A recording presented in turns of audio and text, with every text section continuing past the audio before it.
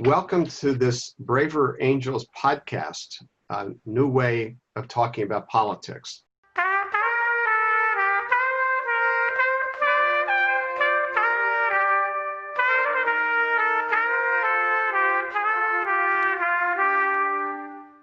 I'm the guest host, Bill Doherty. I'm one of the founders of Braver Angels, and I teach at the University of Minnesota. And I'm happy to be joined by Jonathan Rauch and Glenn Stanton for a conversation about religious freedom and LGBT rights. A very topical conversation in general, but also this week with various Supreme Court rulings. So happy to have you join us. I'm going to introduce our two discussants, and then we'll plunge right in. So Jonathan Rauch is a senior fellow at the Brookings Institute, a contributing writer to The Atlantic, a former board member of Braver Angels, and the author, among other books, of Gay Marriage, Why It Is Good for Gays, Good for Straights, and Good for America. Glenn Stanton is the director of Global Family Formation Studies at Focus on the Family, a senior contributor to the Federalist and Daily Citizen blogs, a Braver Angels board member, and the author of Loving My LGBT Neighbor, Being Friends in Grace and Truth, and most recently, The Myth of the Dying Church.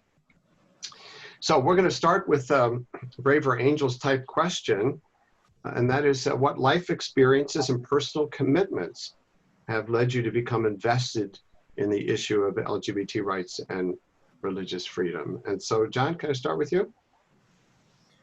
Sure. In my case, it's almost more like what life experiences did not lead me to be interested in both of those things. I am a gay man. I am very fortunate to be married to my husband, Michael, but that was a fight. It's something I was involved in since the mid-90s, and I've been involved with gay equality and the fight for sexual minorities equality since 1991, thereabouts. But I'm also a First Amendment nut. I'm someone who I think very young realized that the most important thing you have if you're a minority, I'm also a Jew, I'm also an atheist. These are unpopular things in America. And I realized that the only thing you really have if you're in that position is your voice. And I also realized after a while, and getting to know folks like Glenn, and indeed, including Glenn, that there's a reason religious liberty is also in the First Amendment, which is that what we're fighting for here is unitary. It's not gay rights versus religious rights. It's, to the extent you can possibly maximize it, the ability for all Americans to live according to their true beliefs and identities. To the extent you can do that without hurting others, or even if you hurt them just a little bit, maybe we can put up with that. So I see these as part of the same things and as part of my own core commitments. Okay. So Glenn, same thing, life experiences, personal commitments that got you invested in this issue. Yeah, it's interesting that Jonathan and I are on here together because I met Jonathan, I called him one day back in the mid-90s on a book that he had written, Kindly Inquisitors. And it was a book, kind of largely on the First Amendment and free speech and things like that. I was so impressed with the book, called him up and just said, man, I thought your book was fantastic. And he is a good journalist, reporter, just started asking me all kinds of different questions about, my world as a religious evangelical conservative. And I appreciated his honesty in those questions. But working at Focus on the Family and, being in the pro-family movement since the early 90s, I've been very interested in the topic of what the family is, what marriage is, how male and female, how we as humans, as male and female human beings play into that. So, of course, the question of same-sex marriage, the same-sex family, has caught my attention. It has been an academic study, but also more than an academic study because of why I personally think the family should be one particular way as opposed to another, but also non-academic in terms of the friendships that I've developed with people that I've disagreed with very passionately. Jonathan is one of them.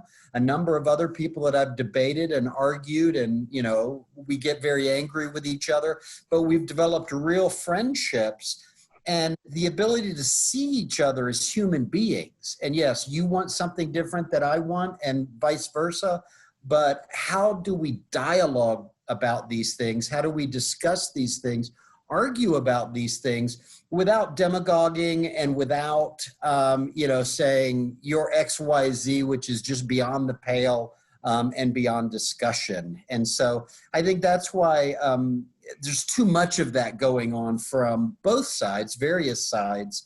And I'm just super interested in seeing how we can talk honestly, truthfully, but also civilly and graciously toward one another. So, of course, that's a big Braver Angels topic. Yeah. And so it's good for viewers and listeners to know you guys have known each other for some time. And I was struck with, you called Jon because you liked this book, and then Jon, you wanted to know more about Glenn. So that's how you got together. And it's interesting, Bill, real quick. I mean, it was just last week that I commented on something that Jonathan wrote in the New York Times, and he and I kind of went at it. So we go back and forth from being friends to adversaries. We're like, if you will, the sheepdog and the wolf on that old cartoon, right? We just go back and forth. You're showing your age, Glenn. Yeah, that's how it ought to be. Yeah, the emphasis on old cartoon there. Right, exactly. Yes. Okay. So let's dive into the issue, and Jon, you started on it. So the next question is, what's at the heart of this for you? What as you think about LGBT rights, and I know you're concerned about the threat to those now. So what's at the heart of this issue for you? Well, there's a big philosophical commitment, which I mentioned, and then there's also a smaller, though also important, strategic commitment. The big philosophical commitment is the one I mentioned, which is I want to live in a country which maximizes toleration for a lot of different lifestyles and a lot of different consciences. That's why America was founded. A lot of people came here seeking liberty from religious repression. For homosexual people, America is a promised land, but it's also that for a lot of Christians. And so to the extent that we can live together and even help each other live together within the boundaries of our consciences, I think it's the right thing to do. There's also a sort of more strategic level, which is that if you really want to guarantee rights to people, the way you do that isn't by writing a law on a piece of paper. It's by getting their buy-in. It's by getting them to think, you know what, we support that. So we have an opportunity, we, gay, lesbian, Americans, LGBTQIA+, what I call Q. It's easier, it's shorter, it's all of the above. Q Americans now, for the first time in my adult lifetime, and I'm 60 years old, have the opportunity to get the active support of a substantial part of the religious community for the idea that firing us from our jobs because we're Q shouldn't happen. That's something that Q people have wanted and failed to get at the federal level for 20 years. That's on offer now. And that kind of buy-in, if we get it, means that this issue's off the table. It's not controversial within a lot of Christian America. To do that, though, we need to give those folks some assurances that they can continue to have their schools and their churches and their nonprofits within reasonable limits. I think that's a very, very smart trade. I think you give away a little and you get a lot. Mm-hmm. Okay. So, Glenn, what's at the heart of this for you? That's a good question. I completely agree with Jonathan. I mean, it's this issue of, even though I don't agree with homosexuality, I mean, as I say, we do have the right to do the wrong thing as other people view it. you know. We can't control what people do and you know, the relationships that they have and things like that completely. But religious freedom, religious protection is very, very important. For me, in debating this issue on campuses for the last 15, 20 years, it's interesting. I just even had an experience this week where I hear constantly with great ferocity of, Mr. Stanton, there is nearly nothing or nothing in your position that you hold that is socially respectable or acceptable. And what I hear a lot of times is, you're a very nice man, Mr. Stanton, but you are the equivalent of a KKK member. You know, and well, my religious faith says, you know what? There is no, you know, religious freedom to essentially being on par with a KKK member. Now, of course, Jonathan doesn't say that. As I say to Jonathan and others, if you were in charge of the gay rights movement, we could work something out because you are eminently reasonable. You see both sides, but unfortunately, that's not the case. And in many ways, this has become, from both sides, an absolute zero-sum game. In fact, a writer in the Religion News Service blog last week said, now, after the Supreme Court and the Bostick decision, it is time for evangelicals to surrender finally and totally to the gay movement. And I mean, that's completely contrary to what Jonathan says, thank goodness. But again, if Jonathan were in charge of this, you know what, we could work something out. But, you know, that's the strength and the validity of religious freedom and belief on this question is very, very, very much in question. In fact, I would say not even very much in question, not in question at all from many on the other side. You have no right to any opposition to homosexuality or the you know, same-sex family in any way. So as I'm listening to you, Glenn, I'm thinking about a distinction between the kind of the legal issues and the cultural issues, right? And so, because I'm hearing you say that you, at the kind of cultural level, for people on the more progressive side, you are considered a force of evil, even if you're a nice guy. Yeah. And that's a powerful indictment. When I heard Jon talk about the rights, he was talking about right not to be fired from your job because you're cute. So could you address what the heart of the issue for you in terms of the legal rights, as distinguished from people telling you at the kind of cultural level that you're off the wall? Right, and the problem with the legal issue in terms of like a job, should an individual be protected from being fired from a job merely because they're in a same-sex relationship or same-sex orientation? Absolutely not, in a general sense. But then there are just a number of very practical issues, which Jonathan talked about, okay?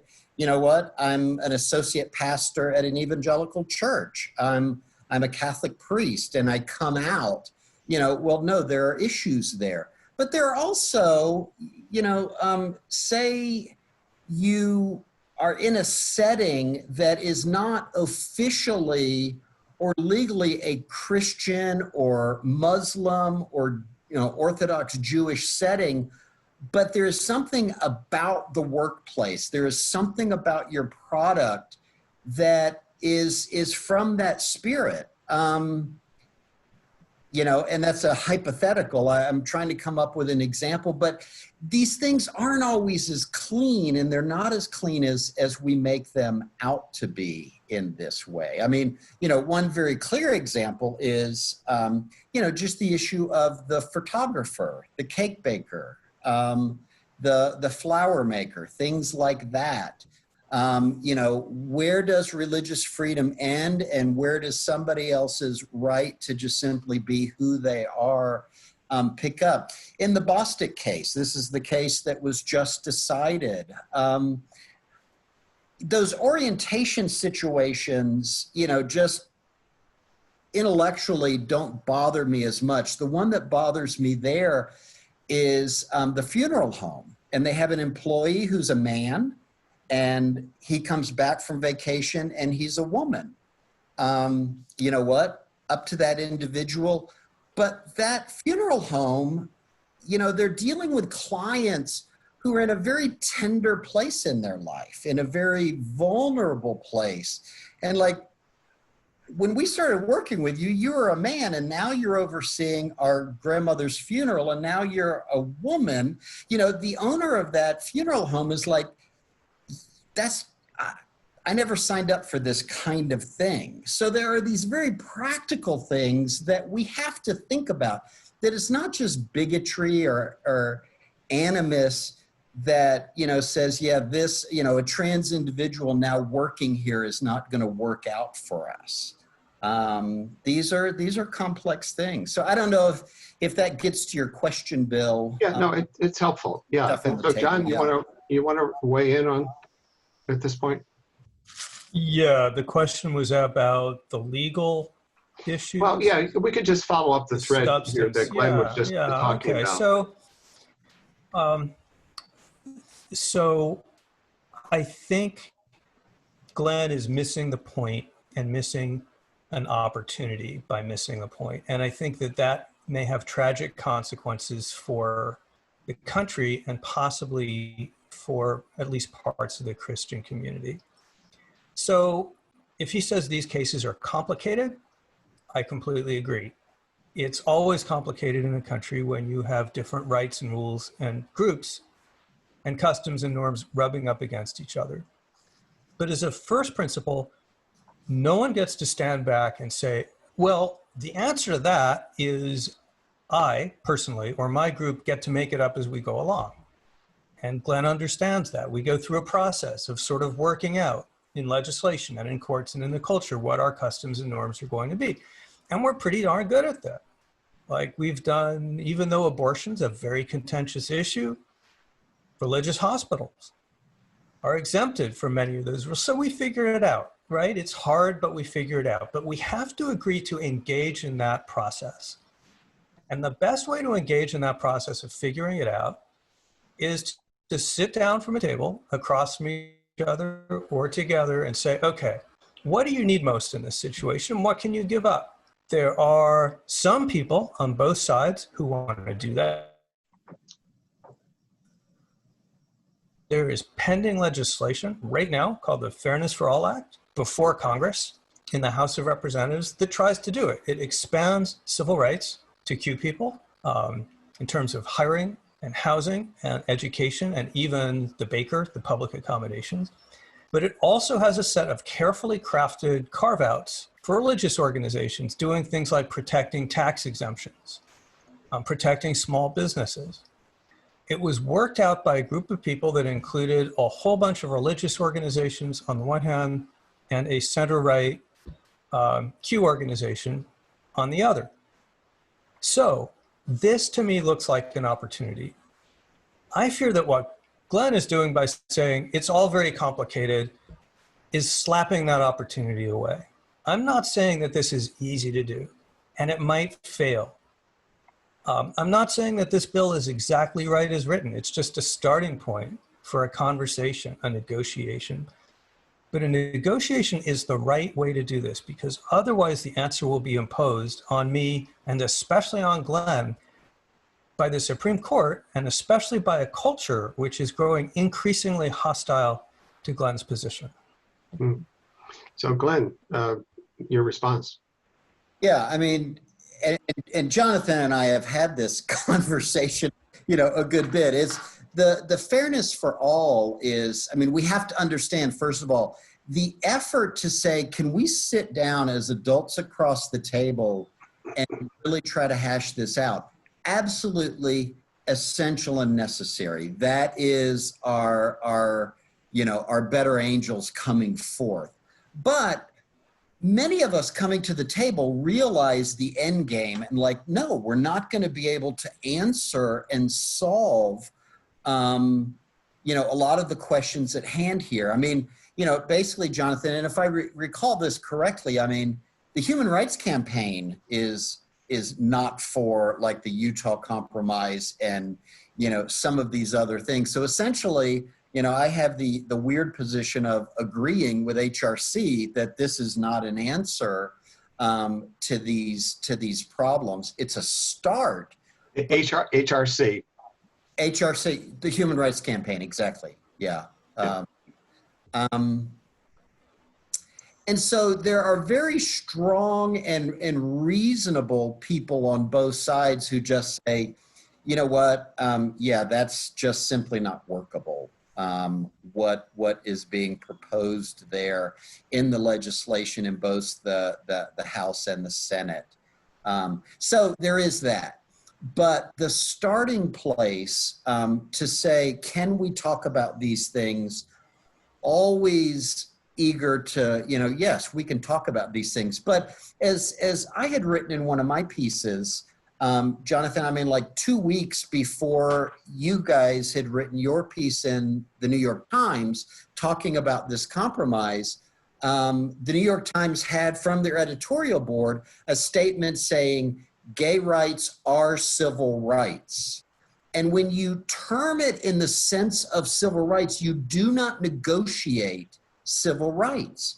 You do not come to the table and go, okay, so what civil rights are we definitely going to hang on to, and which can we say, well, maybe not, in order for you to get what you want.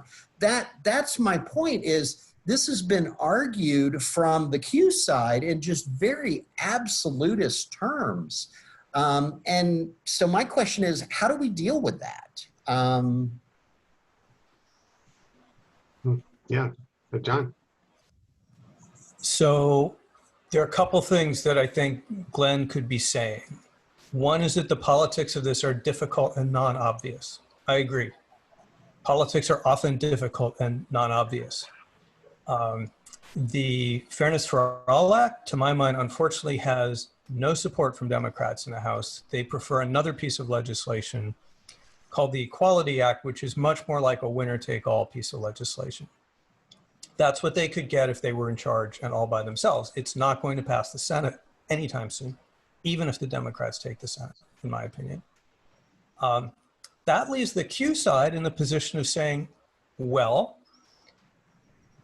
we could get most of what we need, which is federal protection in all of these areas where it does not now exist for almost half the American population, in exchange for some carve-outs and agreed upon ways, which I think are pretty narrow and reasonable. Or we could just continue with the status quo until we see what we wind up within the courts. The problem there is that the Roberts Court is very protective of religious liberty, as it has been of gay rights. It correctly understands, sorry, Glenn, we disagree here. Both of these things are core civil rights. Equal treatment under the law for minorities is a core civil right, and religious liberty is a core civil right. We will be better off, and I would hope that people could come to understand this, if we can work this out in a way that both sides can think it through and negotiate it instead of having it imposed on them. What I fear will happen is that the extremists on both sides will do more of what they're already doing, which is pointing to the extremists on the other side and saying, well, they don't want it, so it won't happen, so that means I don't want it. That is a self-fulfilling prophecy. That would be a tragic lost opportunity. And I mean, and Jonathan, like you and I have not talked about this that I know of, but like Jack Phillips, okay, right up the road from here in Colorado Springs, up in Denver, good man, gracious, kind man. Barronelle Stutzman up in, up in Washington State, florist. She served these two gay customers for years, her dear friends. But she said, you know what? I'm sorry, I cannot service your wedding because of my, and they didn't take her to court. The state took her to court. So this, you know, in terms of business transaction kind of stuff, we'll say, you know, the Roberts Court defends religious freedom, but it also defends, you know, sexual freedom as well. But in terms of just the economics of the issue, I think that is a bog field that they don't quite know how to deal with, and we'll have to see how they do. But like I would say, does Jack Phillip have the right, as a Christian man, not working as a Christian ministry or organization, to say, you know what, I don't feel comfortable making this cake for your wedding? Is he legit in that? So there's two levels to respond to that. One is what the Fairness for All Act says, which seems to me a reasonable compromise, which is, well, let's exempt small family-owned businesses. If you have 15 or fewer employees, I think is what it says, you're exempt from the requirement to serve all customers. And that is a huge concession on the part of the Q side, because it means they're going to walk into these situations where they walk in like anyone else and they say, oh, we don't serve people like you. That will become legal. That is a huge concession, but it means that I don't know how many employees Jack Phillips has, but I think it means that it gives these smaller family-owned businesses a way to avoid that situation. The bigger question is, as you know, Glenn, Christians like you are already protected from discrimination of every sort in every state in the country. You guys take that for granted. And that means that there's sometimes things that people need to do that they don't want to do. And we understand that. It is not going to be possible to create a situation where every Christian-owned business in every situation will be happy with the outcome. But that's life, right? You got to bend in some places if you want to join the public sphere, not everywhere. I'm not talking about, you know, flattening with you with the Mack truck. Mm-hmm. But people do need to be able to say, well, you know what? I'm running a for-profit business. There are discrimination laws. There's some things I'm going to need to do. Right now, as you know, if a business says, I won't serve an interracial wedding, that's illegal. And there are religious people probably out there who think that's a violation of their conscience, and that's a hard choice. You know what?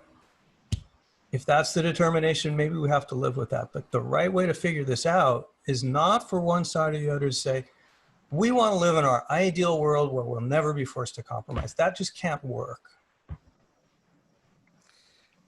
Two things there, Jonathan, and I say this to you as a friend. I mean, this demonstrates that. You said a gay couple comes in and the florist, the baker says, we don't serve people like you, okay? I don't know any of these situations or any friend that I have in this world that would say this. They would say, we love to have you as a customer. You come in here all the time and buy cookies, cupcakes, cakes, things like that. The issue is not you. The issue is what you're asking for is a wedding cake for a same-sex wedding. It's not about you as people. And so even there, Jonathan, I mean, just that, you know, we don't serve you people. That's very loaded language that just tripped off your tongue very, you know, very easily. And then you made the connection with mixed race marriages, you know, like opposition to a same-sex wedding is equal to a racial problem that you have. I mean, that setting it that way is just a non-starter and not helpful. But that is such a part of the way this discussion is going. Our friend John Corvino, I saw a piece that he published quite a few years ago, and it was really wonderful. He said it's not the kind of people that are asking, but it's the kind of product that they're asking for service in, which I thought was a very, very good way of putting it that way. I'll take the point. and appreciate the spirit in which it's offered. And in fact, I have written publicly and taken some flack for writing publicly that there are a lot of very important differences between the race situation and the sexual orientation situation. So that is true, but I'd ask you to remember in the Bostock case, if I understand the facts correctly, 2 of these cases were not marriage cases. These were people who were fired because they were homosexual. And it seems to me that as a legal matter, what Christians and conservatives are arguing for is the right to do that, which they then say they don't really need to do anyway, because we'll never actually do it. Well, then why are you arguing for the right for it? There's a lot of ways, if the concern is specifically about participation in same-sex weddings, that could be negotiated. Do the carve out for that. Yeah. But, big point now, you haven't hired me as your political consultant at Focus.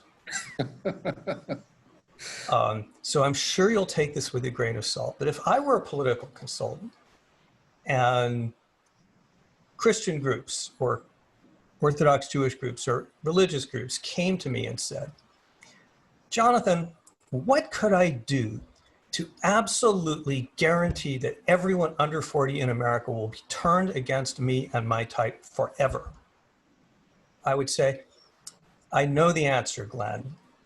You need to say that where you're planting your flag in the cultural ground in America is for the right to fire homosexuals, because that's what you're doing. And that is not a good strategy. That will fail, and it should fail. To anyone under 40 in America, the 11th commandment is thou shalt not discriminate. So the challenge we face is to tailor that commandment in ways that help us do the things we most need to do. And I'm worried that there are a lot of people on both sides who may stop that conversation before it even gets started.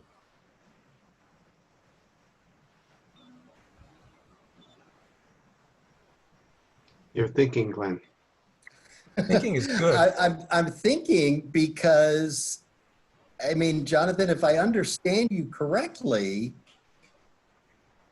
you said that where I'm at, where I work, who I work for, what I do, that I have fought for the absolute right to fire somebody because they are gay.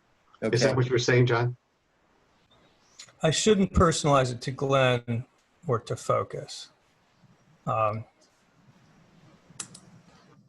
yeah, the point I'm making is that what's happening here is that this is a case about whether it's legal to fire a gay person because they're gay.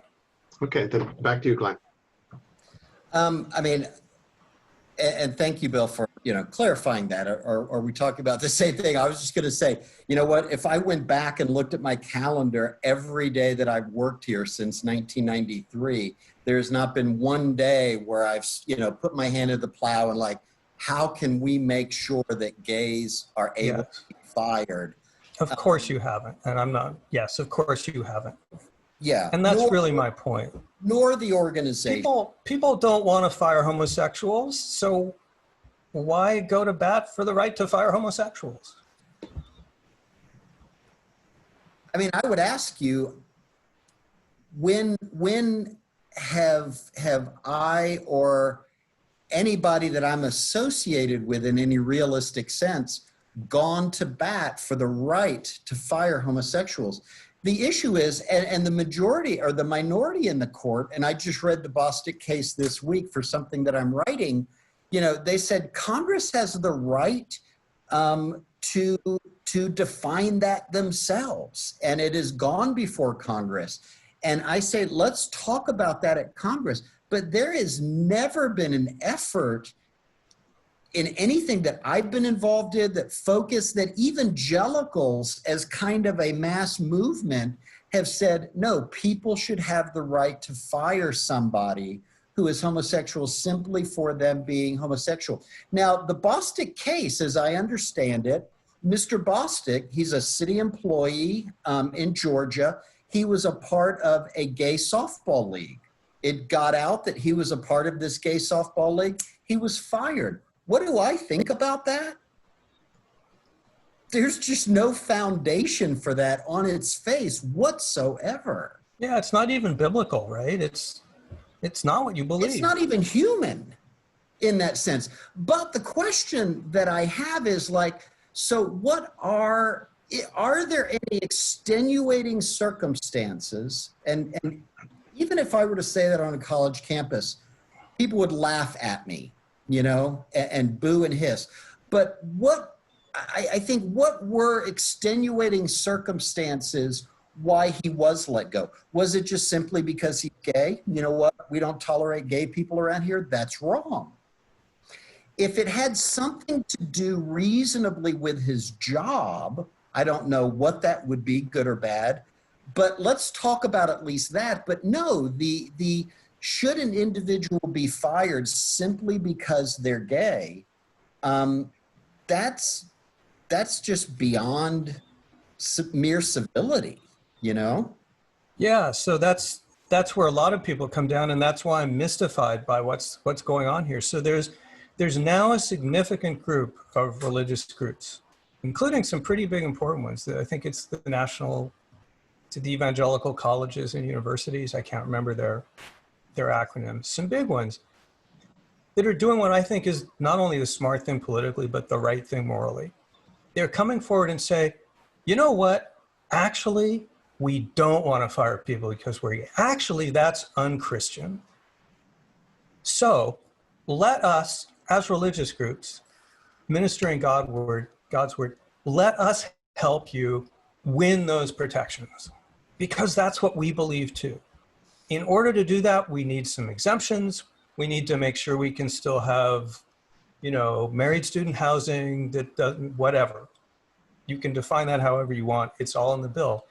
But their attitude is a very different attitude. It is not the attitude of, if you give the gay folks an inch, they'll take a mile, or it's a cultural surrender. Their attitude is, let's defend what we really care about and what we really need to do.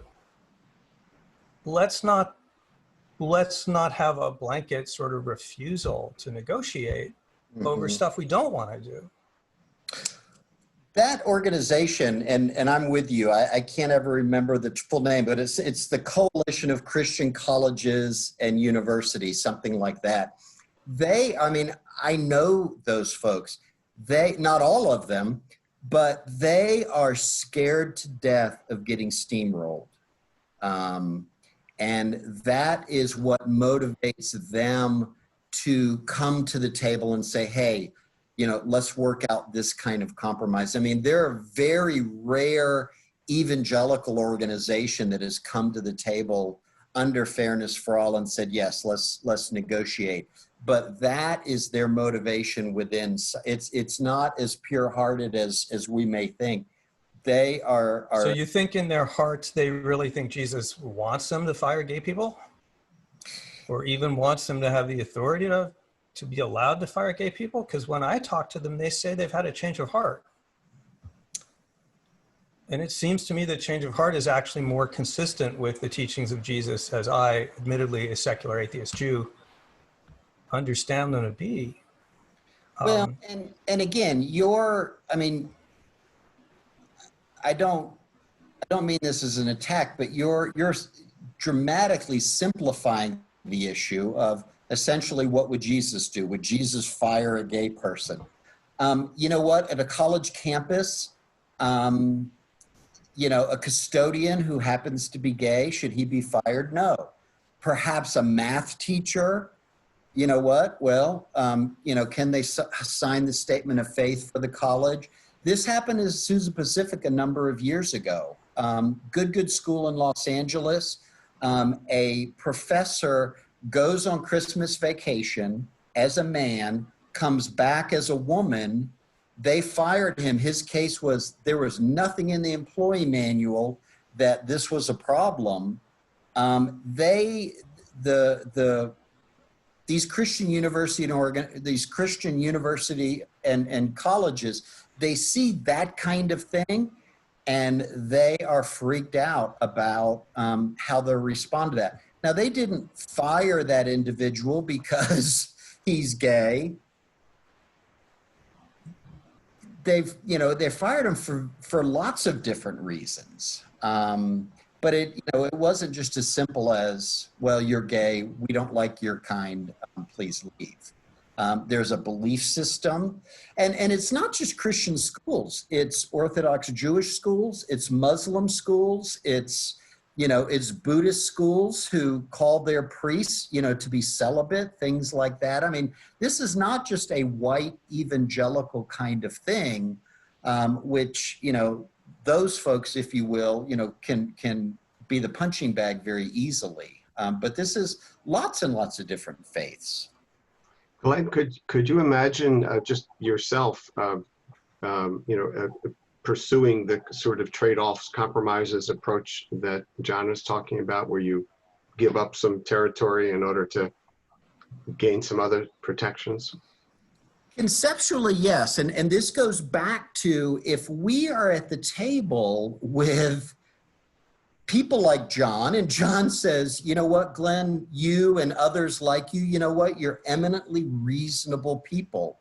Let's at least carve out the things we can absolutely agree with. And we did this now. Should an employee be fired simply because they are gay? I would say 98% of situations, absolutely not, just simply because of that. So we've reached that agreement. Now, again, if Jonathan and folks that are eminently reasonable like Jonathan were at the negotiating table, yes, we could talk about those kinds of things. But as Jonathan knows, and he's seen the same kind of people on my side, people who, reasonableness does not even come into the equation for them. I have been demagogued incessantly in public settings, college campuses, universities, and that, Mr. Stanton, there is nothing about your position that is even worth a discussion. And that has happened to me just, time and time and time and time again. But if we were to take the extremists out of this and just say, okay, let's sit down and we're going to have a group of 10 negotiators on both sides, then maybe something like that, real progress could be made. But unfortunately, none of us are completely in charge of our own teams, if you will. I have a colleague, Harry Boyd, who's been writing about the limitation of the war metaphor for, even the war on COVID, the war on whatever, on poverty, and that because it creates a warrior mindset, which is destroy. And our greatest generals and leaders have had unconditional surrender, right? As Grant did, and that's what we did in the Second World War. And so that's part of what I'm hearing with you, Glenn, and scorched earth is just never helpful. Yeah. And Jon, you probably get flack from both sides too, or all kinds of sides. I imagine you get it from. Well, I work very hard at getting flack from all sides. That's how I know I'm on course. You even write about we should love political parties and smoke rooms, for crying out loud. I got flack from the gay left. We all did, for being for same-sex marriage and military service. That's the whole idea of the liberationist wing of the gay movement back in the early 90s, was to reject all that bourgeois sexist garbage. So that was a struggle within the gay world. It turned out actually that grassroots actually needed marriage and they wanted marriage. And eventually the activists fell into line because they realized that people actually needed these protections. So yeah, there's always a lot of persuading to do, but I'm up for that. I would like Glenn, or maybe I shouldn't personalize this, but I'd like more folks on the religious side to be up for that. I think that writing a compromise conversation off at the get-go is obviously self-defeating approach. there's absolutely zero upside to that. We see that in, you know, a dispute like the Israeli-Palestinian dispute. It goes nowhere. So to me, I think we've got an opportunity here, and I'd love to see more folks step forward and say, okay, let's follow up on that. We do have a precedent, in some ways unique, but not in every way unique. That was in the state of Utah, 2015. A long, very difficult process. Took over 2 years of trust building and talking between the gay community in Utah and the Mormon community in Utah. Led to a very smart compromise bill that extended many, not all, but many types of non-discrimination protections to the gay citizens of Utah, while also making sure the Brigham Young University did not have to house same-sex couples and the like. A result of that, as I tirelessly point out, is that the state of the United States in which non-discrimination for gay people is second most popular, second only to Vermont, is conservative Utah. And that's because once these people developed enough trust to say, okay, maybe the other side isn't just trying to kill me. And once they got in the details and worked it through a long and very, very painful experience, but ultimately successful, they had buy-in from all over the state. So I just would submit to the skeptics, we know where your way leads. If we try this other way, the payoff is spectacular if it works. So we're getting close to sort of final major statements. I'll take that one from you, Jon, about that's future oriented. And so how about you, Glenn, going forward? How do we deal with this tension? I think first of all is to not assume intentions and motivations. You know, first of all, and really like ask, okay, why do you think it is not a good idea for adoption agencies to necessarily have to place children with same-sex parents? You know, that's another issue. Ask people, ask us what we think about that rather than concluding, you know, it's the issue of you people.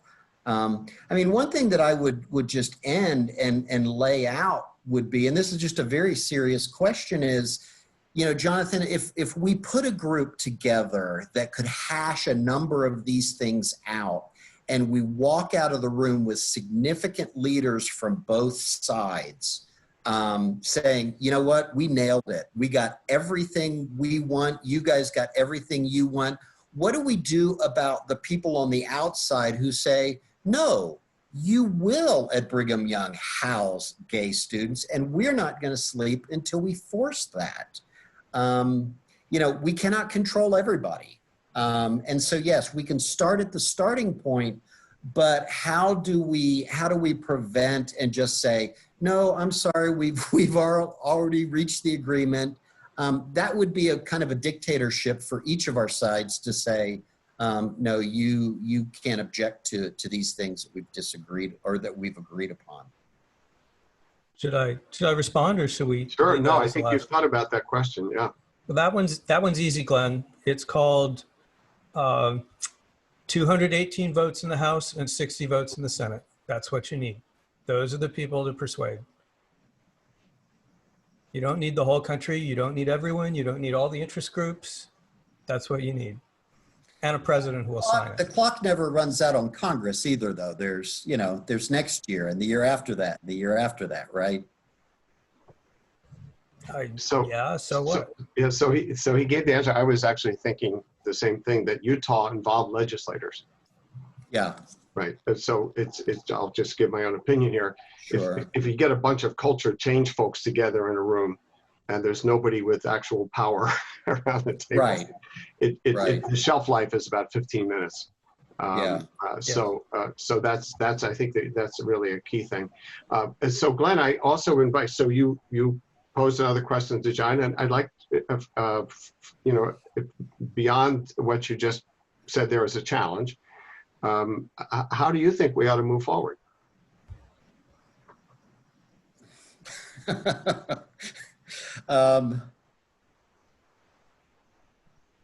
You know what? I mean, in a sense, I don't have a practical, or I don't have a specific, but I would say move forward, giving the other person the best benefit of the doubt that we can, to say, I want to try to take your arguments that you're putting out there as serious as I possibly can. And I want to make sure that I understand why it is, what you're arguing for, and why you're arguing for it. And I think that if we start out with that, that moves the ball so far down the field. And what that comes down to is you can only do that relationship to relationship, person to person.